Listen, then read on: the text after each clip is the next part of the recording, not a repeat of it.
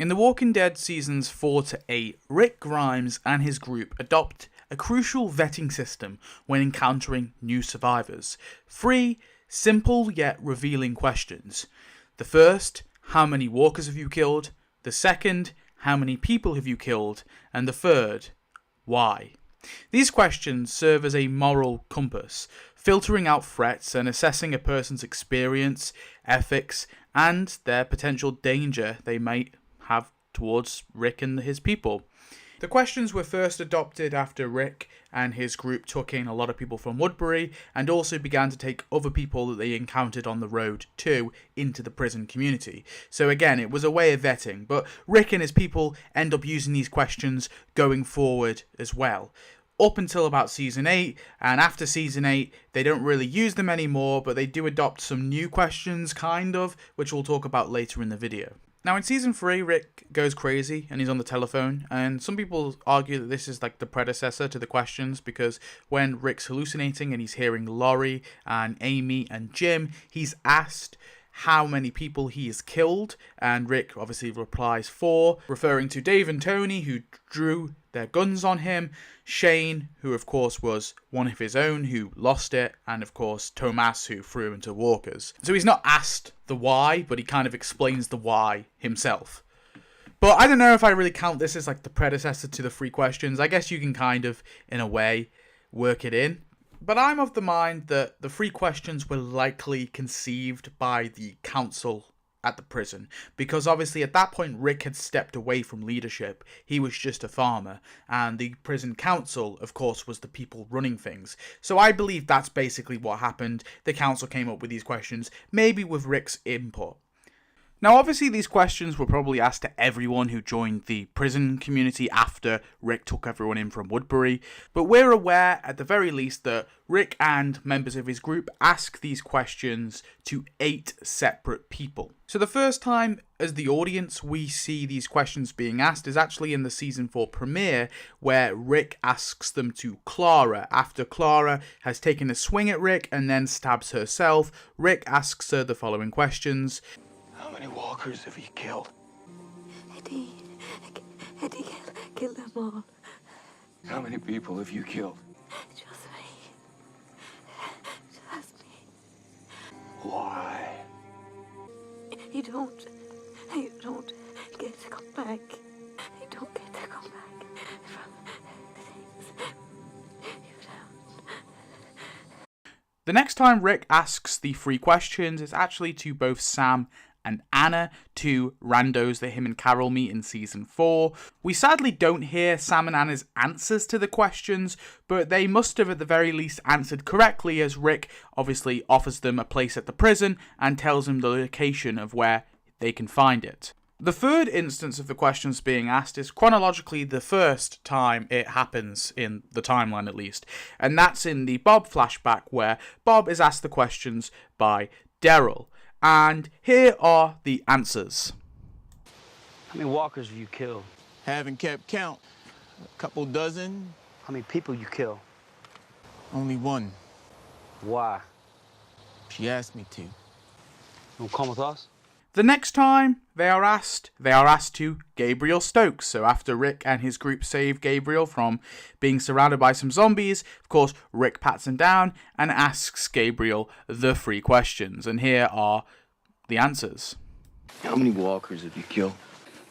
Not any, actually. How many people have you killed? None.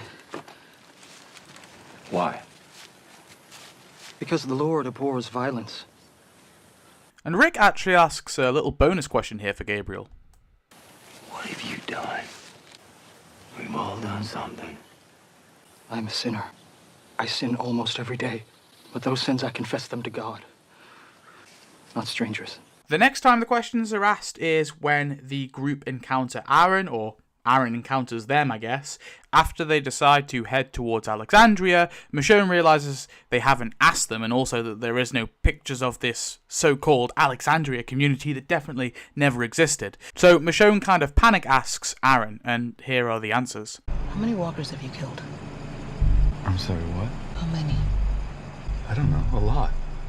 How many people? 2. Why? Because they tried to kill me?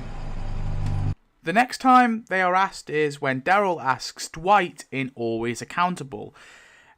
Dwight's answers, I think, are my favourite as well, but let's have a listen. How many walkers you killed? A lot. How many people you killed? None. Why? Why haven't I killed anybody? If I did, there'd be no going back. There'd be no going back to how things were. Now, I don't know if this one technically counts, but in the episode The Next World, Rick attempts to ask the questions to Jesus, but Daryl stops him, although he does get the first one out, but Jesus can't be asked to respond because he had to run. How many walkers? Not this guy. How many walkers have you killed? Sorry. And the final time that a member of Rick's group asked the specific free questions, the OG free questions, was actually in Season 8 when Carl asks Sadiq the questions. And here are Sadiq's answers. How many walkers have you killed? I know it's hard to keep track. 237. Give or take a couple. How many people have you killed? One. Why? The dead tried to kill him, but they didn't. Now, like I said before, I do think the questions evolve in a different way, and I do think we get an iteration of the questions later on. But for now, I just want to talk about the OG free questions. So what are the right answers to these questions? How does one pass the test and become a member of Rick's group? First, we need to go back to the examples. So of the 8 times these questions are asked, I'm going to say that 5 of them are passes. I think the Sam and Anna is definitely a pass because they're let into the prison. Obviously, we know that Bob Stuckey is a pass. I'm going to say Gabriel is a pass too, just because they end up trusting him to an extent. Dwight is definitely a pass because obviously Daryl offers for him to come to Alexandria after he answers. And of course, Sadiq is a pass too. Now, in terms of the fails, I think the only clear one is Aaron. Only because after he answers, Rick and co become pretty erratic. It's quite clear that Aaron's stumbling and not clear answers probably would have constituted a fail. It only happens that because the group found Eric later on, that sort of quelled Rick's fears and sort of made up for the fact that Aaron failed. And the one I don't know about is, I guess, Clara, because ultimately she's dead, so we don't know if Clara really failed. And I guess Jesus failed, technically, because he ran away. He didn't even answer the questions, so that's just a failed by default. Now, the how many walkers have you killed question might on the surface seem pretty useless because ultimately that's not a moral judgment. If you've killed 1 or if you've killed 100, it doesn't really matter because killing a walker, morally speaking at least, is permissible. However, I think it does serve some purpose. For example, if you're a heartless person and you don't give a fuck, right, you might just say, I don't know, lost count, couple thousand of the bastards, right? But people like Bob and Dwight, they admit they don't really know the number, they've lost count, but they know it's around like a couple dozen. I think this is a good answer. It shows that you're not psychotic and you're keeping count of every single one, but you're also not heartless to the fact that, you know, these used to be human beings and that you've put many of them down. You have a rough estimate. Now, granted, Sadiq did pretty much know his body count, but he does have a reasonable explanation. Obviously, he used to do that to honour his mother or whatever, so I guess that probably lets him slide.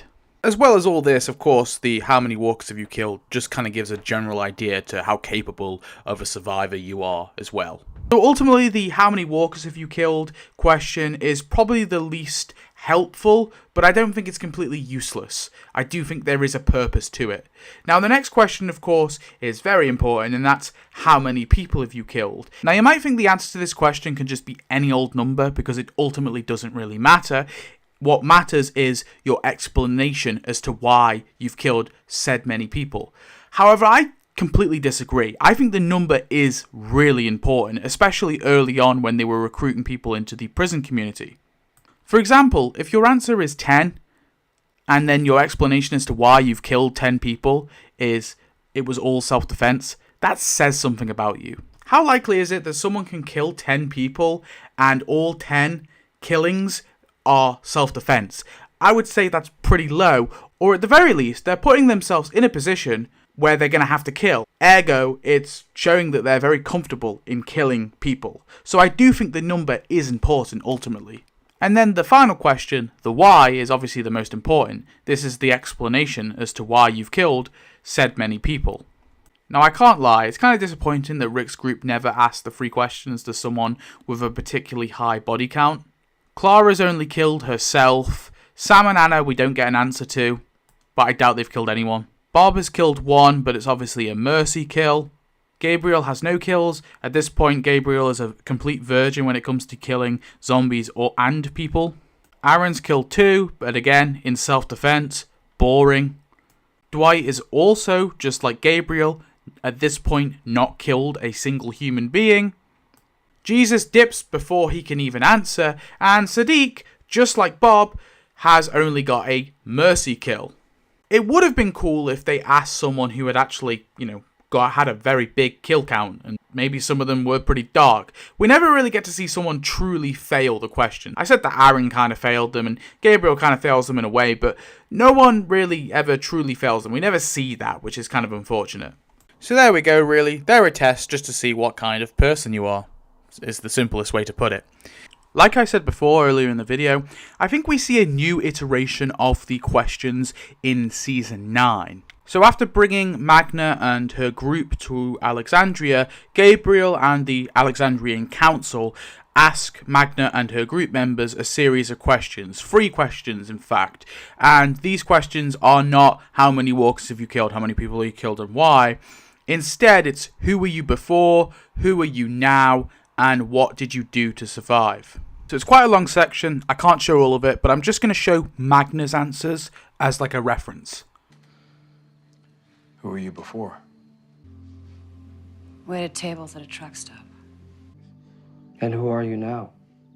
A fighter. What did you do to survive? What I had to. Anything I had to. Kind of see how the 3 questions likely did evolve into these 3 questions, and we do kind of see it again in the interview with Dante that Gabriel looks at on the tape recorder after Dante is discovered to be a spy. Who were you before? I was a doctor. A father. I was trying to get by. What's kind of interesting though is when Gabriel fast forwards the tape to look at a later section, he actually asks Dante how many people has he killed. How many people have you killed? Only man I ever killed. Tried to hurt my son. So it seems a part of the 3 questions definitely slipped through there as well, which is kind of interesting to see.